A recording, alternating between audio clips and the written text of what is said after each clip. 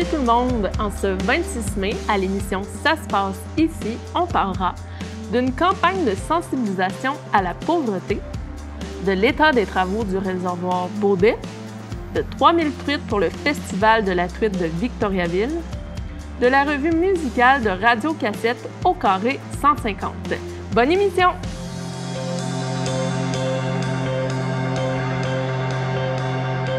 La troisième saison d'Arta Récolte est maintenant entamée. Ce projet de récupération alimentaire dans les champs des maraîchers de la MRC d'Arthabasca permet de partager des récoltes des surplus de fruits et légumes entre les bénévoles, les producteurs et les organismes d'aide alimentaire. Et maintenant, les citoyens de Victoriaville peuvent déposer, d'ici le 30 juin, des idées de projets dans le cadre d'un budget participatif qui totalise 100 000 $ au volet grand public et 25 000 $ au volet jeunesse. Un vote sera fait à l'automne 2022 pour établir les projets qui seront ensuite réalisés en 2023. Droit devant Érable faisait récemment le lancement de sa campagne de sensibilisation intitulée Vert, pour démontrer les visages de la pauvreté de la MRC de l'Érable et ainsi changer les perceptions à leurs égards. Les capsules vidéo réalisées ont été inspirées de témoignages de gens d'ici. Tout ça a demandé 1 an et demi de travail de recherche pour être capable de parler d'une campagne qui parle de la réalité d'ici. À titre d'exemple, on va parler des phénomènes de la pauvreté, des coûts de la pauvreté chez les personnes handicapées, la pauvreté chez les femmes. On a 5 sujets spécifiques sur lesquels on s'attarde puis on a des données très spécifiques. À travers tout ça, il y a 4 capsules vidéo de 3 minutes qui viennent interagir à l'intérieur de notre atelier. Sur le sentier de ma vie, j'ai eu un accident de la route. J'ai viré bout pour bout. La bonne nouvelle, c'est que je suis vivant. J'ai pas le cerveau comme avant, mais je suis capable de compter mes scènes, heureusement. On a quantifié que dans la MRC de l'Érable, il y a environ 1500 personnes qui vivent en situation de pauvreté, qui reçoivent ce qu'on appelle maintenant l'aide au dernier recours.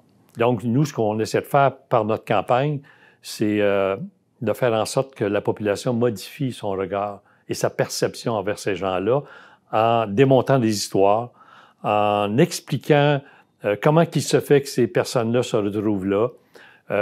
Il y a plusieurs situations dans lesquelles il y a des handicaps qui sont pas toujours aussi évidents qu'un handicap physique. On aspire à ce que la population favorise, je dirais, la participation de ces gens-là à l'intérieur de notre société, parce que ces gens-là ont droit à la dignité comme tout le monde, parce que ces gens-là sont portés à s'exclure de la société, l'isolement, entre autres. Donc, d'ici mars 2023, c'est la date butoir de notre campagne, on va faire constamment des présentations et on aspire, après mars 2023, à passer à la deuxième étape, c'est-à-dire qu'est-ce qu'on peut faire pour ces gens-là pour leur venir en aide en dehors de l'objectif de la campagne, qui est de faire en sorte que les préjugés, la perception et le regard de la population soient différentes envers ces gens-là.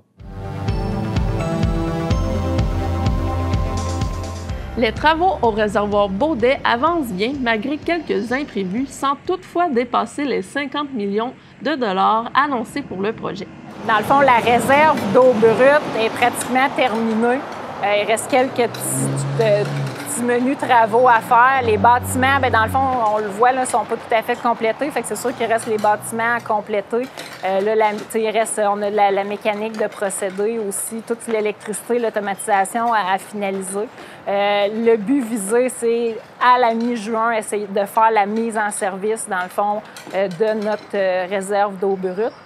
L'ouverture des lieux et services se fera graduellement d'ici la fin de juin. Les travaux à l'usine de déshydratation seront un peu plus longs que prévu, retardant ainsi le processus de dragage. Parce qu'on s'entend qu'on a quand même une usine assez complexe.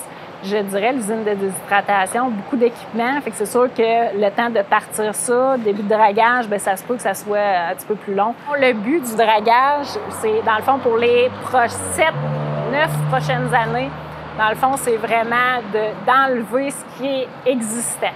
Fait que ce qui s'est accumulé avec le temps pour aller chercher vraiment le fond du lit du réservoir. Puis après ça, à chaque année, ça va être vraiment un entretien, dans le fond, des sédiments, parce qu'il va toujours en avoir. Le but, dans le fond, c'est vraiment de le faire, selon les restrictions aussi à cause du poisson puis des normes environnementales, c'est de la mi-juillet à environ la mi-septembre à chaque année. Rappelons que la création d'une réserve d'eau brute vise à assurer l'accès à l'eau en cas de problématiques liées à l'accumulation de sédiments, de problèmes de turbidité ou de sécheresse. Dans le fond, la réserve est capable d'accumuler, dans le fond, 110 000, peut avoir 110 000 mètres cubes. Puis on est capable, à court terme, de durer environ une dizaine de jours si on vient fermer, dans le fond, la vanne de notre réserve d'eau brute. À côté de la réserve sera créée une zone récréative faite à partir des excavations et des sédiments issus du dragage. Une consultation publique sera faite à cet effet. Les Tigres ont récolté à la loterie cette semaine le 2e rang pour le prochain repêchage prévu le 4 et 5 juillet 2022 de la Ligue. Et sinon, le Centre du Québec recherche des filles U15 en balle rapide pour les Jeux du Québec à Laval 2022. Le camp de sélection aura lieu le samedi 11 juin à l'école La Découverte. Le parc Terre des Jeunes de Victoriaville accueillera pour une 8e édition le Festival de la truite de Victoriaville le 4 et 5 juin. Ici, à Victoriaville, on est une des plus grosses fêtes de la pêche au Québec. Par toute l'organisation qu'on a, axée sur la pêche et les activités spéciales. Mais au niveau de la pêche, on a 3000 truites qu'on va mettre en 2 jours. C'est pas rien, là, 3000 truites. Et particularité unique à Victoriaville, on a un bassin oxygéné dans lequel les truites sont, puis il y a des bénévoles qui vont en mettre pratiquement tous les heures dans la rivière. Donc, ça donne une belle qualité de pêche. On forme 200 jeunes pêcheurs en herbe. Les inscriptions sont déjà en cours. Ils vont avoir un certificat. On leur prête une canne à pêche, tout ça. Ensuite, on va avoir aussi une initiation à la mouche à la halle d'Arthabasca. Mais le site principal, c'est ici, à Terre des Jeunes. Donc, en moyenne, on a de 4 à 5 000 personnes, des pêcheurs, puis des gens qui viennent voir comment ça se passe, l'ambiance, c'est une belle ambiance.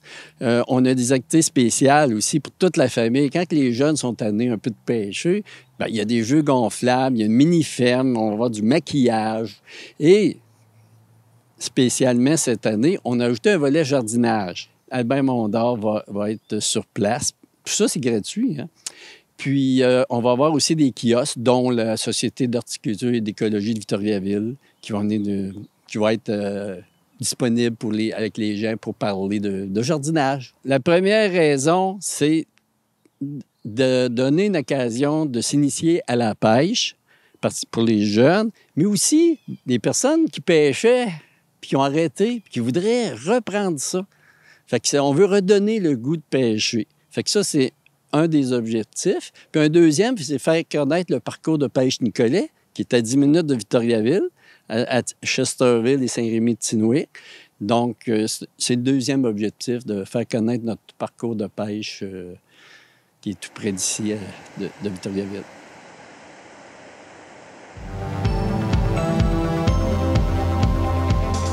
C'est dimanche 22 mai que se concluait la 38e édition du Festival international de musique actuelle de Victoriaville, le FIMAV, qui a été caractérisé par le retour de l'international dans les salles de concert. C'est 3000 personnes qui ont assisté au spectacle et du côté des installations sonores, c'est 12 000 visites qu'il y a eu et où le public a pu découvrir des œuvres portées par 2 grands thèmes, la nature et la désuétude technologique. Dans les autres événements à venir, c'est le retour du Salon des miniatures ce vendredi 27 mai à 19h à l'atelier Galerie d'art Victoriaville. La même soirée, au Lewis Café à 21h, ce sera le spectacle de Waverly et Delightful Bloom. Samedi soir, un hommage à CCR aura lieu à Rock-sur-la-Montagne. Et la prochaine édition de Fromage, Bouffe et Tradition de Victoriaville nous promet une belle variété, dont des sentiers gourmands, de l'animation et des spectacles, dont Légion 90, Paul Piché et Laurent l'illusionniste. La revue musicale Radio-Cassette sera présentée en juillet prochain au Carré 150, soit un spectacle de production grand V. Les Radio-Cassette, c'est vraiment un spectacle estival qui permettra aux gens de revivre plein de classiques et beaucoup de chansons, des hits, en fait. Parce que le groupe, donc les chanteurs qui sont dans ce spectacle-là et les musiciens sont impliqués cette année beaucoup. Et on essaie d'écrire le hit de 2022. Mais pour y arriver, bien, on repasse un petit peu vers l'arrière. On revient dans les années 1950 jusqu'à aujourd'hui pour comprendre qu'est-ce qui fait que cette chanson-là a été un hit plus qu'une autre pour essayer de créer le nôtre. Donc, on passe à travers des époques. On va être dans le rock, on va être dans le chanson française, dans le québécois, beau dommage. On va passer à travers tout ça pour réfléchir à qu'est-ce que c'est la recette pour fabriquer un hit.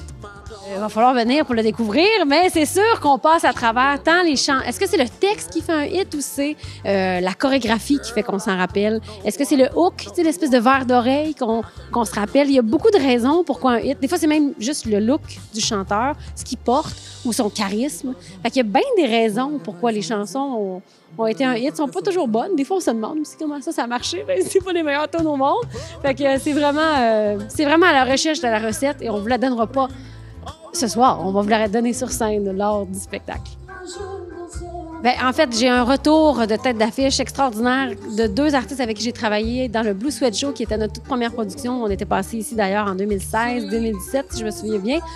Nicolas Drolet, Dominique Saint-Laurent. Et on a Audrey Gagnon aussi, une artiste qu'on a vue beaucoup sur les planches les dernières années.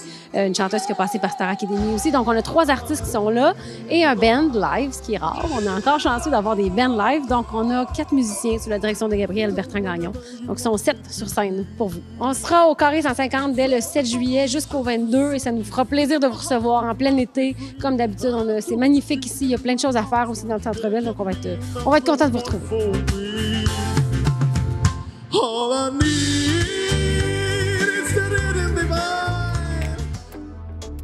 Et voilà, c'est terminé pour l'émission. Vous avez une information ou un enjeu à me partager? N'hésitez pas à me contacter à nouvelles@tvcbf.tv ou au 819-758-3688. D'ici là, je vous dis à la semaine prochaine!